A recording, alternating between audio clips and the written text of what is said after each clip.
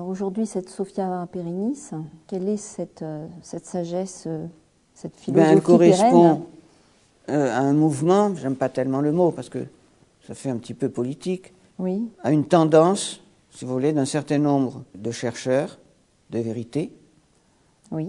qui se trouvent finalement un peu partout dans le monde et qui sont soucieux de recréer les liens d'une unité transcendante, de renouer Oui. avec la transcendance, comme seule solution pour contrebalancer la situation actuelle. Quand vous dites qu'ils sont partout dans le monde, est-ce que vous pouvez être plus précis? Ça veut dire qu'on compte parmi eux justement des descendants de religions, on retrouve parmi eux des agnostiques. Qui sont-ils? Qui sont-ils? C'est difficile à dire car je ne les connais pas tous, loin de là. Oui, oui. Alors, mais je soupçonne qu'ils sont d'une famille d'esprit. Ils sont d'une famille d'esprit. Oui, qui ont des priorités communes. D'accord. Marginaux par rapport au statut de la société actuelle, pouvant occuper des postes importants.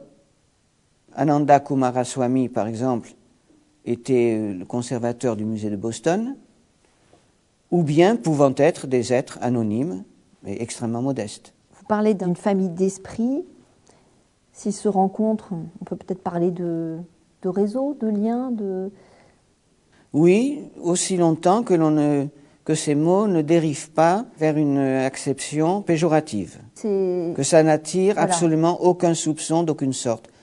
Il ne s'agit pas d'une société secrète, peut-être d'une société discrète, mais tout le monde a droit d'accéder à leurs ouvrages s'ils écrivent. Une société discrète, une famille qui ne soit pas une famille sectaire, bien entendu, parce que qui dit regroupement dit redivision derrière. La caricature, comme dirait Guénon, ou la parodie d'une religion, c'est la secte.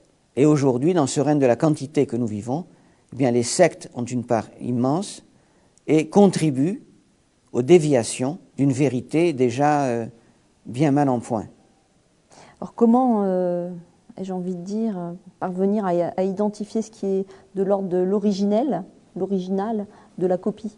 Ou bien c'est l'originel qui reste l'originel, ou bien la copie n'est que la négation de l'originel.